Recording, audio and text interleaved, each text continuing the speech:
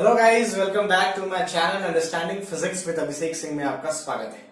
जनाब, atom molecule and nuclei का मैंने एक थियरी वीडियो का लिंक दिया हुआ था कम्युनिटी में, ठीक है। अगर आपने वो video atom molecule and nuclei पे जो बना हुआ वीडियो है उसे आपने अब तक नहीं देखा है तो डिस्क्रिप्शन में मैंने लिंक दिया है, पहले उस वीडियो को देखिए, उसके बाद प्रीवियस ईयर डिस्कशन में आइए। पहले उस वीडियो को जरूर देखिए मेरे भाई, 26 मिनट का वीडियो है, उसके बाद डिस्कशन में आइए ताकि आपको चीजें समझ में आए। तरीका आपको पता है, प्रीवियस ईयर क्वेश्चन सब लोग डिस्कस करने वाले हैं, करके 30 सवालों को डिस्कस करेंगे जो प्रीवियस ईयर में 2001 से लेकर 2016 तक पूछे गए हैं, ठीक है। सो वन बाय वन आपको पता है कि स्क्रीन पे आपको क्वेश्चन डिस्प्ले होंगे और उसके फटाफट आंसर्स हम लोग डिस्कस करेंगे। लेकिन उससे पहले आपसे फिर से एक हम्बल रिक्वेस्ट है कि अगर आपने उस वीडियो को नहीं देखा है प्लीज जाइए और उस वीडियो को देखिए। Thank you so much. चले जनाब, कहानी शुरू करते हैं। सवाल नंबर 1 आपको स्क्रीन पे दिखाई दे रहा होगा। सवाल नंबर 1 क्या कह रहा है, देखिए। सवाल नंबर 1 कह रहा है कि when electron in an hydrogen atom, अगर वो रिवॉल्व करता है स्टेशनरी ऑर्बिट में, तो ऑप्शंस है कि क्या वो एनर्जी रेडिएट करता है, नहीं करता है, एंड ऑल। सबसे बड़ी बात है कि वहां पे लाइट रेडिएशन पूछा है। Light is in the form of energy, तो सबसे बड़ी बात, अगर इलेक्ट्रॉन अपने ही ऑर्बिट में घूमेगा तो एनर्जी लिबरेट नहीं करता है। तो option A is correct for that. भले उसकी वेलोसिटी चेंज होती रहेगी बट वो एनर्जी लिबरेट नहीं करता है। तो पहले का ऑप्शन ए हो गया, सिंपली आप नोट डाउन कर लेंगे, ज्यादा कोई दिक्कत वाली बात नहीं है। सवाल नंबर 2 की ओर बढ़ते हैं। सवाल नंबर 2 आपके सामने क्या कह रहा है? सवाल नंबर 2 आपके सामने कह रहा है कि एक इलेक्ट्रॉन ऑफ मास m, अब बात ध्यान से सुनिएगा बेटा, इलेक्ट्रॉन है जिसका मास m है, ठीक है, जिसका मास m है, उसकी वेवलेंथ लैम्बडा है और उसकी पोटेंशियल v है। दूसरी जगह पे एक प्रोटॉन है जिसका मास कैपिटल M है, पोटेंशियल टाइम v है, लैम्बडा आपको निकालना है। तो this is lambda of electron, lambda of proton. तो जरा लैम्बडा का फॉर्मूला देख लेते हैं। तो लैम्बडा का फॉर्मूला क्या होता है? लैम्बडा का फॉर्मूला होता है h/p, और आप सबको पता है p can be written as √2me। e क्या होता है? काइनेटिक एनर्जी, जिसको हम लोग q इंटू v भी लिख सकते हैं। यहाँ पे q का मतलब होता है चार्ज और v का मतलब होता है पोटेंशियल डिफरेंस। अगर आप इसे पुट करते हो तो आपका एक रिलेशन बन जाएगा बेटा, दिस इज h/√2me v। अब ध्यान से देखिएगा, तो lambda is inversely proportional to this factor. तो अगर मैं इसका लैम्बडा निकालना चाहूं तो इसका लैम्बडा आएगा, h तो कॉमन है, इसका लैम्बडा आएगा h, 2e कॉमन है, 2 भी रहेगा, m भी रहेगा, e भी रहेगा, v रहेगा। ये हो गया इलेक्ट्रॉन का। सिमिलरली अगर प्रोटॉन का निकालना चाहे तो ये h तो ऐसे ही रहेगा, यहाँ पे 2 भी रहेगा, m भी रहेगा, m के जगह कौन सा m रहेगा? कैपिटल M, क्योंकि कैपिटल M दिया हुआ है, ठीक है, और e भी रहेगा और v के जगह आ जाएगा 9 ऑफ v। आपको क्या करना है? इन दोनों का रेशो लेना है। जैसे ही आप lambda p by lambda e का रेशो लेंगे और ये वैल्यू को सॉल्व करेंगे तो आपका जो रिक्वायर्ड आंसर है वो आ जाएगा, आई थिंक आपका रिक्वायर्ड आंसर आ जाएगा 2 का c। सॉल्व करना क्या है? आपको lambda p by lambda e divide करना है। Lambda p by lambda e divide करेंगे तो आपका आंसर आ जाएगा बेटा c। समझ में आ गया procedure? Moving on to the next question. देखे ध्यान से फटाफट। सवाल नंबर 3 आपके सामने स्क्रीन पे ये रहा। सवाल नंबर 3 आपसे कह रहा है कि ब्रैकेट सीरीज। अब मैं हाइड्रोजन सीरीज के बारे में आपको जानकारी है। हाइड्रोजन सीरीजेस के बारे में आपने पढ़ा हुआ है कि this is 1 by lambda is equals to Rydberg constant 1 upon, आप इसे n कहते होंगे, -1 बाय p का स्क्वायर, ठीक है, यही फॉर्मूला है ना। आप ध्यान दीजिएगा, आपको किसके बीच में बोल रहा है? बाल्मर सीरीज के बीच में बोल रहा है, ब्रैकेट सीरीज के बीच में। अब ध्यान से सुनिएगा, बाल्मर सीरीज के बीच की कहानी और ब्रैकेट सीरीज के बीच की कहानी। तो बाल्मर सीरीज और ब्रैकेट सीरीज में क्या स्टोरी है देखेंगे एवरीवन। नाउ दिस इज, ध्यान दीजिए, बाल्मर सीरीज और आपको शायद ब्रैकेट सीरीज की बात कर रहे हैं। Let me check. Okay, bracket series, okay, bracket series. तो बाल्मर सीरीज में n क्या होता है? यहां पे बाल्मर सीरीज की कहानी में आपको n जो है वो 2 से स्टार्ट होता है, pn। फर्स्ट लाइन के लिए p की वैल्यू हो जाएगी 3। यहां पे ब्रैकेट सीरीज की अगर मैं बात करूं तो ब्रैकेट सीरीज में n की वैल्यू होती है 4 और p की वैल्यू होती है अगला नंबर 5। करना क्या है? यहां पे n की वैल्यू p की वैल्यू डाली है, 1 बाय लैम्बडा निकालें। यहां पे n की वैल्यू p की वैल्यू डालें और लैम्बडा निकालें।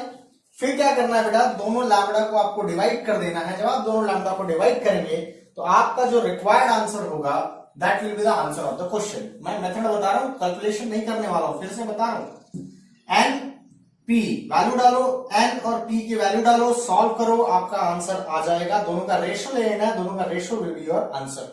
मेरी बात समझी है क्या? क्योंकि आपको क्या निकालना है, आपको निकालना है लैम्डा 1 बाय लैम्डा 2, और आप इतने तो समझदार हैं कि लैम्डा 1 बाय लैम्डा 2 कैसे निकालेंगे। ठीक है, सवाल नंबर 4 की ओर बढ़ रहे हैं हम लोग, बिना समय गवाए सवाल नंबर 4 की ओर बढ़ रहे हैं। ध्यान दीजिएगा, सवाल नंबर 4 आपसे क्या कह रहा है, read out the question now. तो सवाल नंबर 4 आपसे कह रहा है that for hydrogen atom energy radiate कहां से हो रही है, 4th से 2nd में। क्वेश्चन नंबर 4, एनर्जी कॉलम पे ध्यान देते हैं। 1st, 2nd, 3rd, 4th जो पार्टिकल है वो कहां से कहां आ रहा है, वो आ रहा है excited state, transition from excited state 4th से लेकर 2 पे आ रहा है। 4th से 2 में तो कितने ट्रांजिशन हो सकते हैं? 4 से डायरेक्टली 2 पे आएगा एक ट्रांजिशन, 4 से 3 पे आएगा और 3 से 2 पे आएगा। तो ऐसे 3 ट्रांजिशन पॉसिबल है। एक तो डायरेक्टली 4 से 2 पे, एक में तो 4 से 3 पे, 3 से 2 पे। करना क्या है, आपको सारी एनर्जीज पता है। आपको पता होती है कि यहाँ की एनर्जी होती है -13.6 इलेक्ट्रॉन वोल्ट। आपको पता है यहाँ पे एनर्जी कितनी है भाई, चेकआउट। यहाँ पे एनर्जी कितनी हो जाती है, यहाँ पे एनर्जी होती है दैट्स 3.42 समथिंग। यहाँ पे हो गए -1.5 और यहाँ 0.85। आपको करना क्या भाई, इन दोनों को माइनस करते चलिए। यानी 4 से 2, पहले तो एनर्जी निकाले, energy of 4 minus energy of 2 निकाले, energy of 4 minus energy of 3 निकाले, और energy of 3 minus energy of 2 निकाले। ठीक है, ये 3 काम करें, आपको खुद मालूम, और फिर ऑप्शन को चेक करें कि आपके ऑप्शन में कौन सा ऑप्शन मैच हो रहा है। तो आपके पास 4 ऑप्शन दिए रहेंगे, जो ऑप्शन वहां पे मैच हो रहा है that is 4th number question के लिए जो ऑप्शन मैच होगा, आई थिंक ये जो है, इन दोनों को माइनस करेंगे तो 0.6 से रिलेटेड जो आंसर है, आई थिंक बी जो है दैट करेक्ट, बी ऑप्शन आपका मैच होगा। करना क्या है, आपको 4 की एनर्जी मालूम है, 3 की एनर्जी मालूम है, 2 की एनर्जी मालूम है, 1 की एनर्जी मालूम है। 1 का कोई काम ही नहीं है यहाँ पे। 4 माइनस 2, 4 माइनस 3 और 3 माइनस 2, ये सारी एनर्जी फाइंड आउट करें, ऑप्शन चेक करें। समझ में आया? अगले सवाल की मैं सिर्फ प्रोसीजर बता रहा हूं, सॉल्व करेंगे, आपका कैलकुलेशन अपने आप आ जाएगा, कोई दिक्कत वाली बात नहीं है। ठीक है, करने का तरीका मैंने आपको बता दिया, एनर्जी ऑलरेडी बता दिया। क्वेश्चन नंबर 5 की ओर बढ़ते हैं हम लोग। सवाल नंबर 5 देखेंगे सभी लोग। सवाल नंबर 5 क्या कह रहे हैं? सवाल नंबर 5 आपको कह रहा है कि ratio of magnetic dipole moment and angular momentum. ठीक है, हमने magnetic dipole moment is equal to E/2m into L, ये पढ़ा हुआ स्टेटमेंट है। तो सिंपल सी बात है कि अगर magnetic dipole moment per unit angular momentum पूछ दिया जाए तो फॉर्मूला हो जाएगा E/2m, आंसर खत्म। ठीक है, 5वें का ये आंसर हो गया, कोई बड़ी बात नहीं है। नंबर 6 की ओर बढ़ते हैं। ठीक है, सो मूविंग ऑन नंबर 6, ध्यान से देखेंगे सभी लोग। नंबर 6 नंबर क्वेश्चंस कैसे करेंगे, नंबर 6। ठीक है, ध्यान से। Number 6, in an electron hydrogen atom jump from n equal to 3 से n इक्वल टू 4, तो फ्रीक्वेंसी निकाले। अब ये थोड़ा मजेदार हो गया, देखो ध्यान से। 1 by lambda is equals to r 1 upon n final minus n final का स्क्वायर माइनस n इनिशियल का स्क्वायर, ऐसा लिखा जाता है। ये क्या है बेटा, this is known as wavelength, वो भी रेसिप्रोकल। तो इसके फ्रीक्वेंसी बनाना है तो क्या करना पड़ेगा, इसको c से मल्टीप्लाई कर दीजिए। तो c बाय लैम्डा क्या होता है, c बाय लैम्डा क्या होता है भाई, फ्रीक्वेंसी है ना। तो यहाँ पे भी c हो जाएगा, r हो जाएगा, this is 1 upon nf square minus 1 upon ni square. क्या मेरी बात समझ में आई है? ये आपका फ्रीक्वेंसी बन जाता है। ठीक है, दैट इज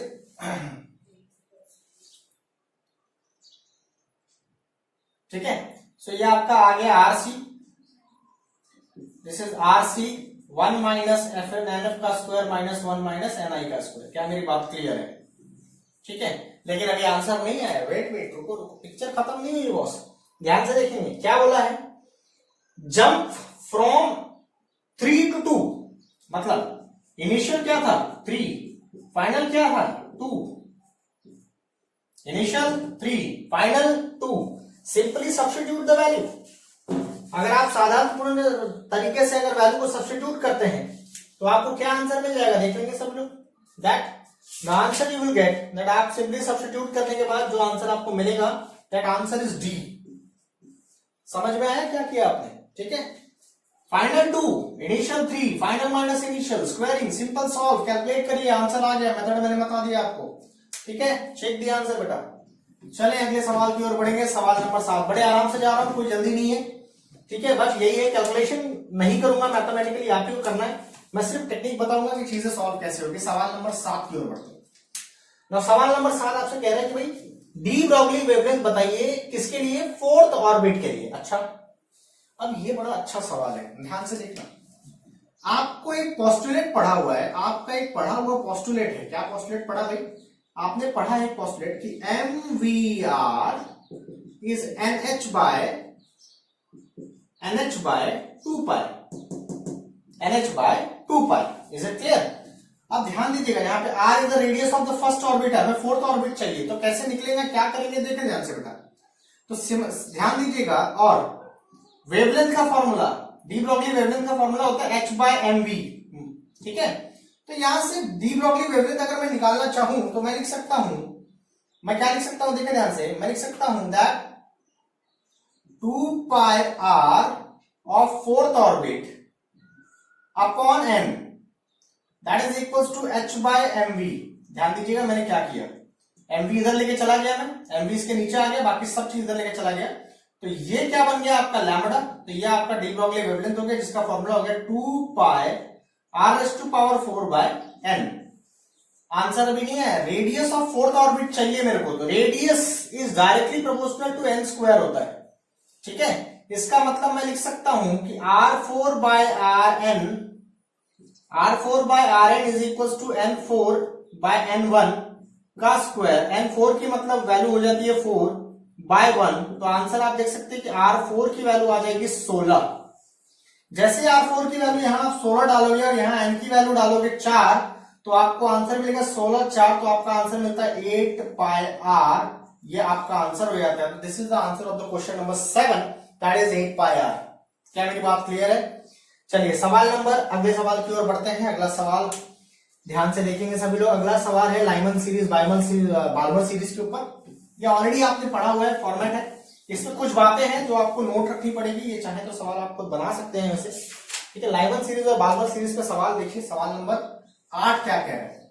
आपको दिया है कि लाइमन सीरीज और बाल्मर सीरीज का रेशो आपको लेना है। Is it clear?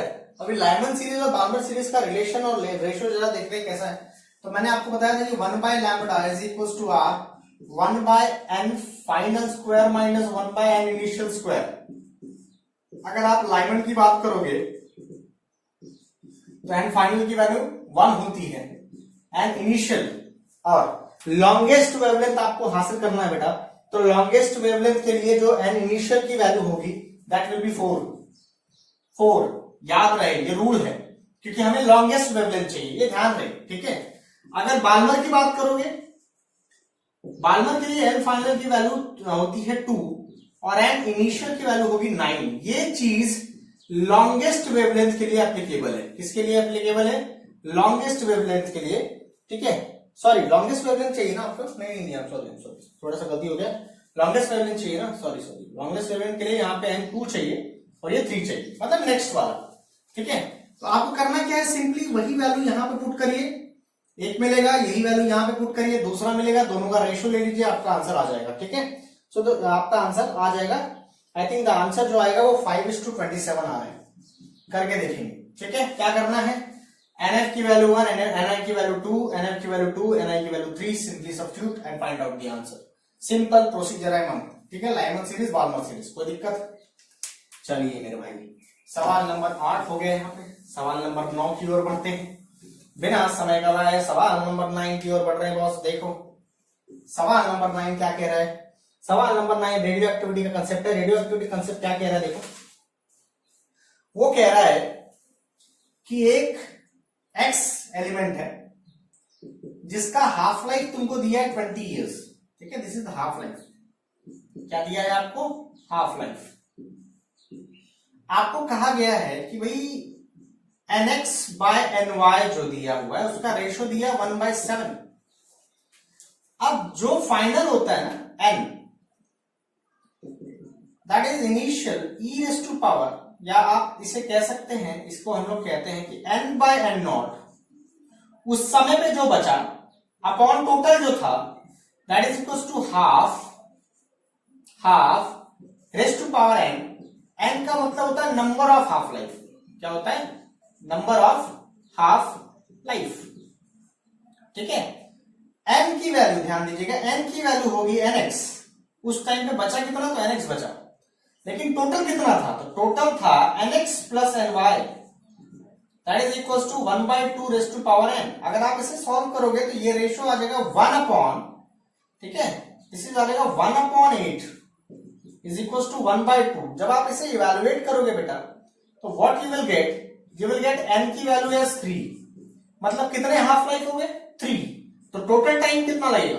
Total time क्या लगेगा? टोटल टाइम लगेगा 3 इंटू हाफ लाइफ यानी 60 ईयर्स। समझ में आ गया? 3 into half life that is 60 year. Procedure समझा कैसे सॉल्व किया हमने? This is very important. बहुत आराम से जा रहा हूं, चीजों को ध्यान से देखिएगा।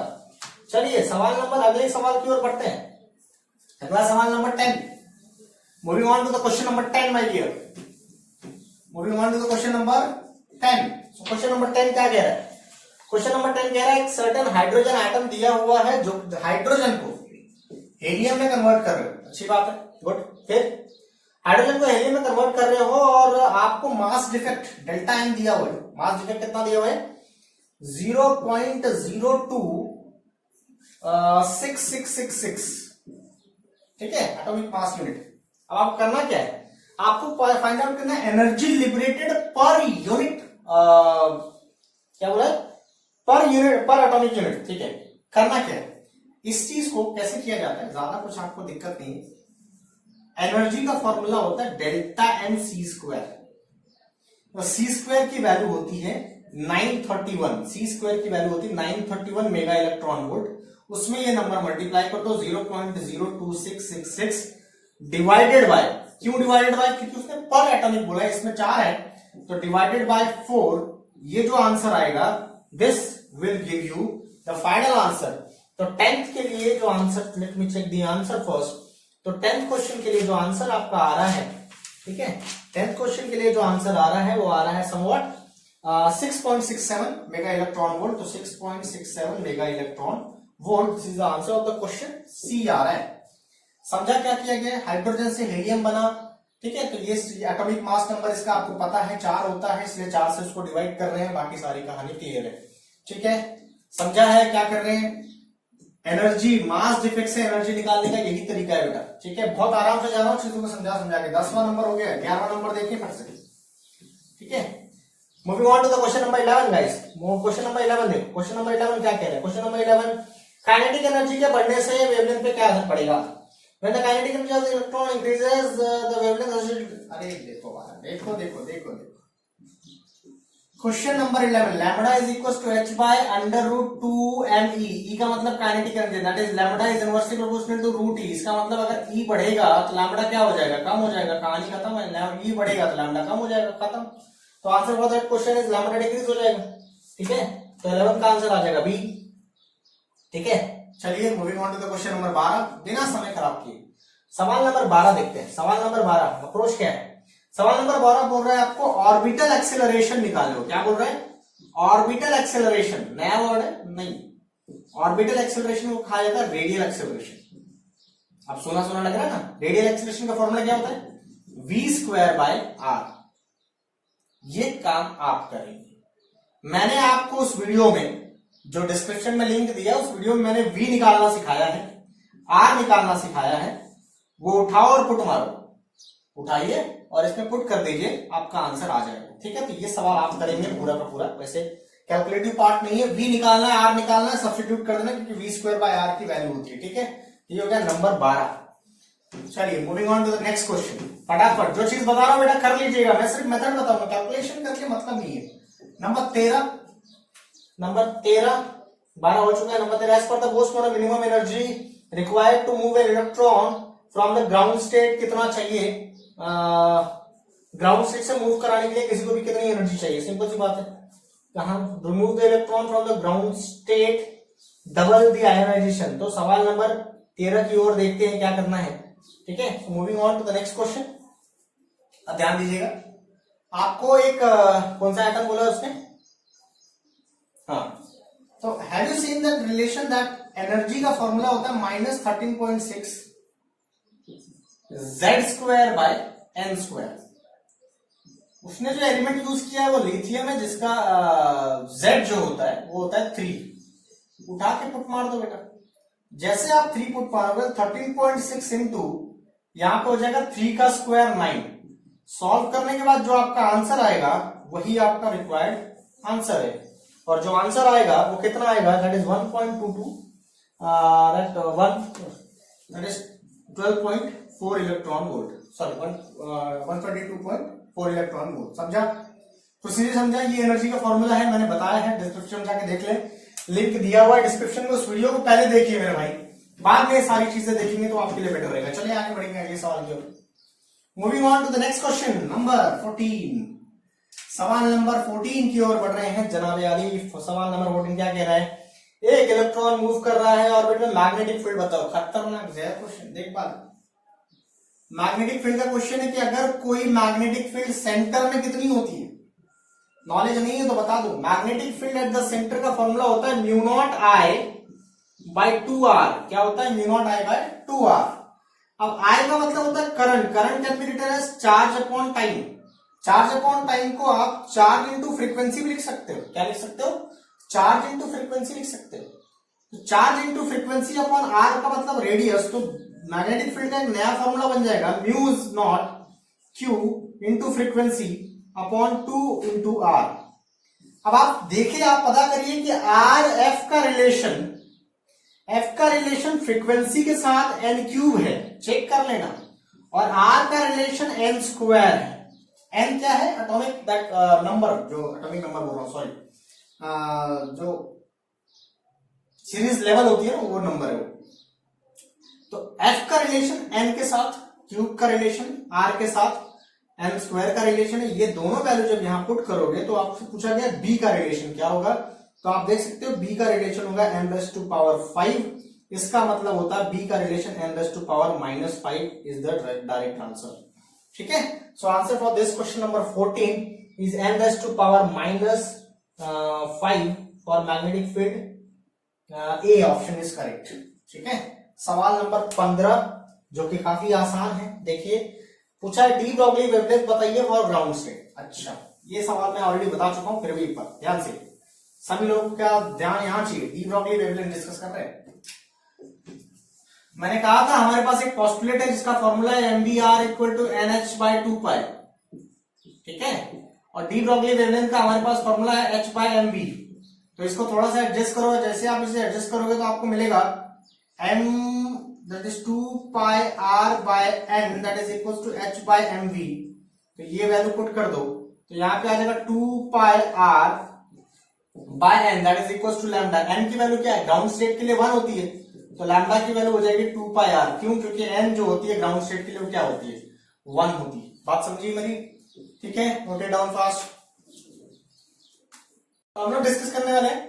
ओके, हम लोग डिस्कस करने वाले सवाल नंबर 16। ध्यान दीजिएगा, सवाल नंबर 16। सवाल नंबर 16 आपसे कह रहा है कि product of linear momentum and angular momentum is, product of linear momentum, linear momentum का मतलब P से डिनोट करते हैं, एंगुलर मोमेंटम हम लोग L से डिनोट करते हैं। तो product of linear momentum and angular momentum is n⁻⁶, sorry n⁻x। तो आपको सवाल पूछा गया फाइंड x। करना क्या? पहले पता करो कि लीनियर मोमेंटम का रिलेशन n के साथ कैसा है। तो लीनियर मोमेंटम होता है मास इनटू वेलोसिटी। मास का कोई रिलेशन नहीं है n के साथ, वेलोसिटी का है। तो हमें जानते हैं कि velocity is inversely proportional to n होता है। मतलब मैं ये कह सकता हूं कि एंगुलर मोमेंटम, लीनियर मोमेंटम जो है that is inversely proportional to n। अब बात करते हैं एंगुलर मोमेंटम की। तो एंगुलर मोमेंटम में एक पोस्टुलेट आपने पढ़ा है MVR is equals to NH by 2π। ये MVR क्या है? एंगुलर मोमेंटम है। तो एंगुलर मोमेंटम यहां से दिख रहा है साफ साफ कि डायरेक्टली प्रोपोर्शनल टू n है। जब आप इन दोनों को मल्टीप्लाई करोगे तो एक इनवर्सली प्रोपोर्शनल एक डायरेक्टली प्रोपोर्शनल है। मतलब ये हो जाएगा, दोनों को जब आप मल्टीप्लाई करोगे तो n⁻0 आ जाएगा। n⁻0 equal to n⁻x। तो x की वैल्यू क्या हो जाएगी? 0। This is the answer of the question number 16। Moving on to the question number 17 my dear. Question number 17 की ओर बढ़ रहे हैं हम लोग। ध्यान से देखेंगे सवाल नंबर 17 क्या कह रहा है खुद को। सवाल नंबर 17 कह रहा है कि ऑर्बिटल फ्रीक्वेंसी निकालिए। ये आप निकालोगे यार। 17 डू इट बाय योरसेल्फ। आपको पता करना है कि फ्रीक्वेंसी का रिलेशन n के साथ कैसा है। मैं वीडियो में जाकर, आपने वीडियो देखा होगा तो ये क्वेश्चन आप कर पाएंगे, अगर नहीं देखा तो जाके प्लीज देखिए, डिस्क्रिप्शन में लिंक दिया हुआ है। सवाल नंबर 18 पे आते हैं। सवाल नंबर 17 आप कर चुके हैं, सवाल नंबर 18 पे आते हैं। सवाल नंबर 18 में आपको पूछ रहा है कि what is the principal quantum number n for final state of atom. तो देखिए इनिशियल रेडियस कितना दिया हुआ था, 5.3 इंटू 10⁻11 इंटू 10⁻11 नहीं -11 हुआ, 10⁻11। और R2 जो टकराने के बाद की जो सिचुएशन है, R फाइनल में लिखता हूं, इसे R इनिशियल लिखता हूं, मैं इसे R फाइनल लिखता हूं, मैं R2 नहीं लिखते। R फाइनल जो है वो है कितना, जब ये after collision this will become 21.2 into 10⁻11। तो ध्यान दीजिएगा, वी नो दैट रेडियस का relation is directly proportional to n square होता है। इसका मतलब R final upon R initial is equals to n final upon n initial का स्क्वायर। पहले तो एक ही रेडियस था, अब कितना रेडियस हो गया ये पता करना है। पहले एक ही क्वांटम नंबर और n की रिलेशन आपको मालूम करनी है, कुछ करना नहीं है। यहाँ पे सिंपली आपको ये वैल्यूज पुट कर देनी है, RF की वैल्यू, RI की वैल्यू, इस वैल्यूज को पुट करना है और आपको इसे सॉल्व कर देना है। जब आप इन वैल्यू को पुट करके सॉल्व करोगे तो आपका आंसर क्या आता है, देखो आप RF की वैल्यू पुट करोगे 21.2 into 10⁻11 upon 5.3 into 10⁻11 that is equal to NF by नीचे की वैल्यू हो जाएगी 1 का स्क्वायर। तो आप ध्यान से देखेंगे इस बात को मेरे, तो चीजों को सॉल्व कर लेंगे तो किस हिसाब से आंसर आ जाता है। तो आपका सिंपल इसमें आंसर आ जाएगा, n की वैल्यू देखिए कितना आ रहा है, दैट 11 ने 11 में कैंसिल कर दिया और ये 5 4 जा मुझे लगता है 4 जाएगा, तो NF का स्क्वायर बाय NI का स्क्वायर। तो आप देख सकते हैं यहाँ पे किस हिसाब से क्वांटम नंबर बिहेव कर रहा है। तो सवाल नंबर 18, तो answer of the question that is, आप सॉल्व करके देखेंगे तो answer of the question is 2, जैसा कि हमारा आंसर आया है, तो ये आपका आंसर हो जाता है। पैटर्न समझ में आया क्या करना है, क्लियर है ना। चलिए बॉस अगले सवाल की ओर बढ़ते हैं। सवाल नंबर 19, सवाल नंबर 19 क्या कह रहे हैं, ये सवाल आप देखिए ध्यान से। सवाल नंबर 19 की क्या कहना चाहता है, ओके ध्यान दीजिएगा। सवाल नंबर 19 की ओर बढ़ रहे हैं हम लोग। सवाल नंबर 19 थोड़ा सा कैलकुलेटिव ज्यादा बड़ा है, कैलकुलेशन है थोड़ा लेंथी, जिसे आपको करना है। मैं सिर्फ फॉर्मूला बता दूंगा, अप्रोच बता दूंगा, कैलकुलेशन पार्ट आप ही को करना है माय डियर। सवाल नंबर 19, सवाल नंबर 19 कह रहा है आपसे कि आपको एक इलेक्ट्रॉन दिया है जो मूव कर रहा है, डिस्टेंस है 0.1 nanometre. What should be the speed, electron revolve कर रहा है, उसकी स्पीड निकालना है। तो जब कोई इलेक्ट्रॉन रिवॉल्व करेगा अराउंड न्यूक्लियस, तो आपको एक चीज बोर्स का first postulate you already know. What is the first postulate man, तो आपने पढ़ा है 1/4πε0 ZE² by R², this is balance by MB² by R। एक R ने R को कैंसिल कर दिया। आप यहां से अगर V की वैल्यू निकालना चाहेंगे तो वो आएगा √of ZE² by 1/4πε0 R into M, this is what V। आप ध्यान से देखिएगा, यहां पे आपको सारी वैल्यूज दी हुई है। क्या क्या वैल्यू दी हुई है आपको पता है, 1/4πε0 की वैल्यू होती है 9 इंटू 10⁻9, ये आप सॉल्व कर लेंगे। Z की वैल्यू 1, E की वैल्यू होती है 1.6 इंटू 10⁻19, इसका स्क्वायर कर लेना है। और M की वैल्यू होती है 9.1 इंटू 10⁻30।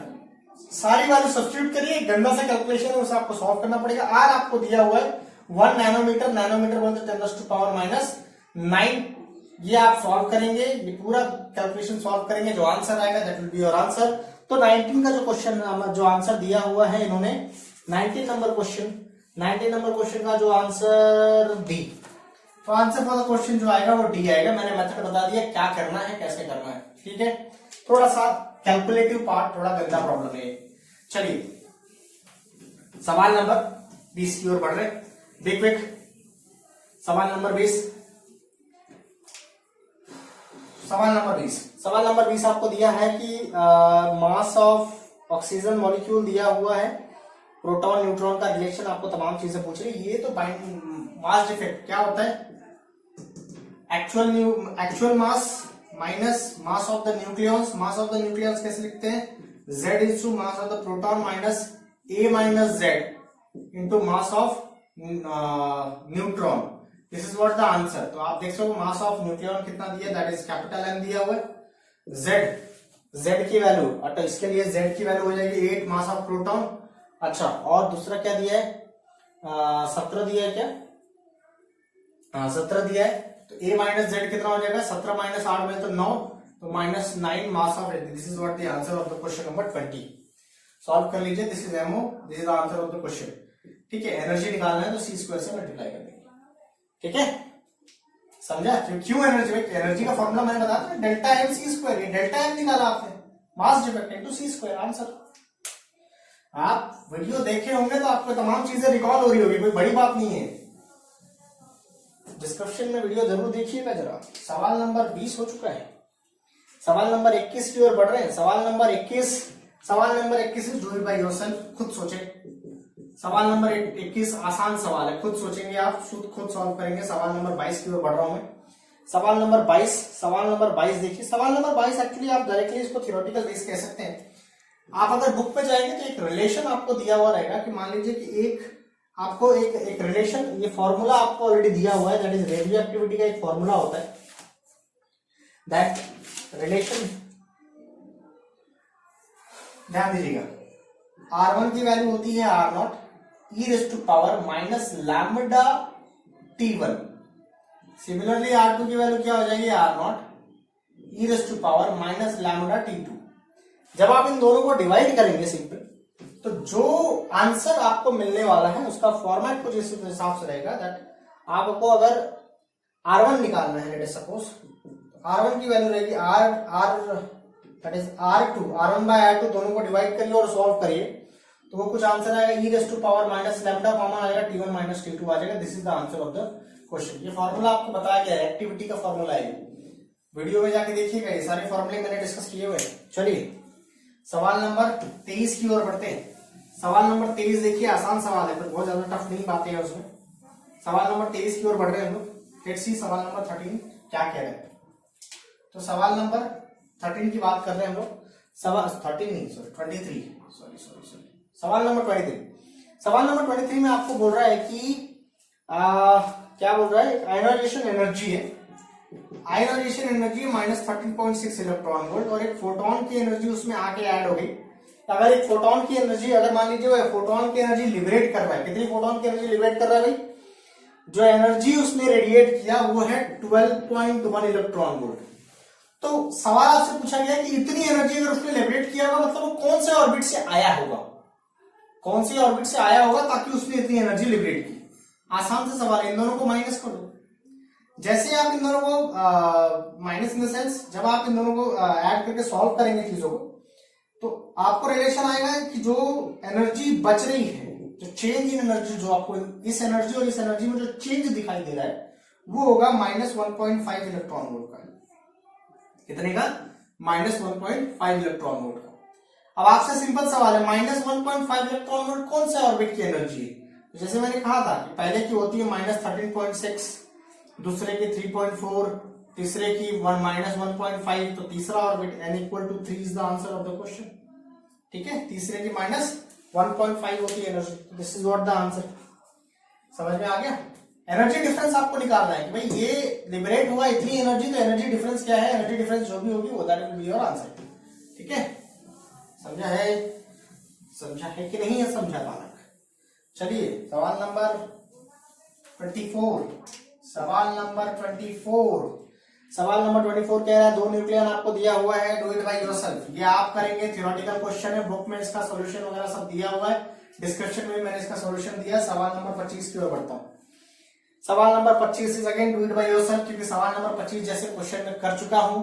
लाइमन सीरीज क्या होता है, बार्मर सीरीज क्या होता है, एन की NI NF NI सब बता चुका हूं मैं। वैसे ही सेम सवाल है, आपको करना है। ठीक है, लाइमन सीरीज का एन क्या होता है, बार्मर सीरीज का क्या होता है, तमाम चीजें बता चुका हूं। तो ये दोनों क्वेश्चन आपको सॉल्व करने हैं, 25 एंड 26। 27वां क्वेश्चन, सॉरी 25 हो गए, 26 क्वेश्चन देखो। 26 क्वेश्चन में आपको बोल रहा है कि 8 ग्राम एक ऑब्जेक्ट है, 8 ग्राम का ऑब्जेक्ट 0.5 ग्राम हो जाता है। 8 ग्राम का ऑब्जेक्ट को 0.5 ग्राम होने में 1 घंटा लगा, तो बोलता है हाफ लाइफ बताओ, बोलता है कितने हाफ लाइफ में ऐसा काम हुआ होगा। तो अगर एक हाफ लाइफ में, ध्यान देना,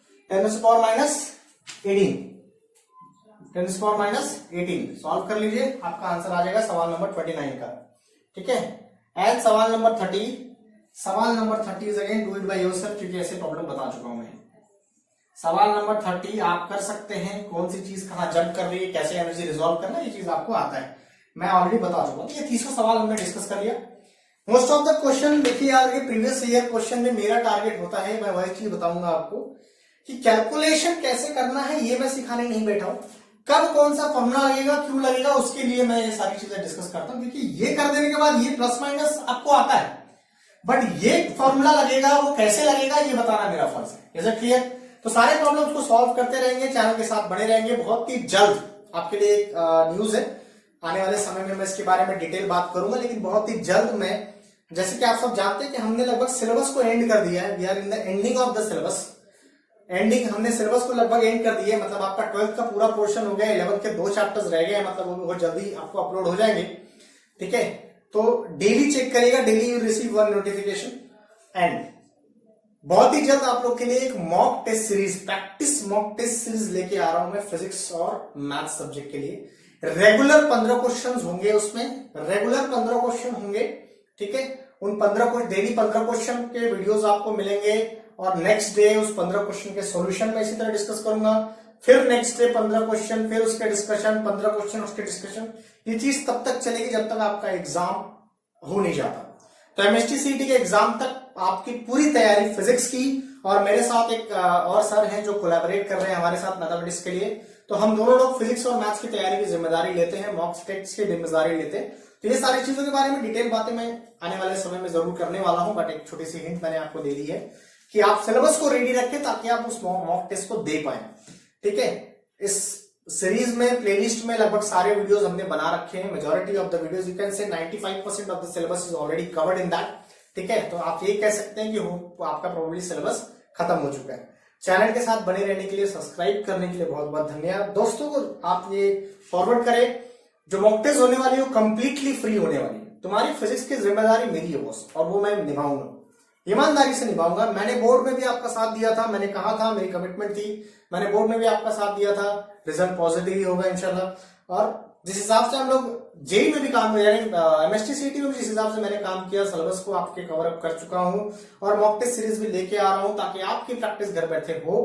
mock test series free of cost, बस मेरा एक हेल्प कर देंगे कि दोस्तों को शेयर करेंगे ताकि मेरा ये जो एम है वो फुलफिल हो जाए, आपके दोस्तों तक बात पहुंचे, ताकि मेरा टारगेट अचीव हो जाए। That's all. बाकी डिटेल बात करेंगे इसके बारे में कि मॉक टेस्ट कैसे होगा, क्वेश्चंस कैसे होंगे, कहां से होंगे, कैसे आपको देना पड़ेगा, वो तमाम बातें हम लोग करेंगे। वीडियो के फॉर्मेट में ही रहेंगे, यूट्यूब के बाहर कुछ नहीं करने वाले हैं, सब कुछ यूट्यूब के दायरे में ही है। Thank you so much, thanks a lot.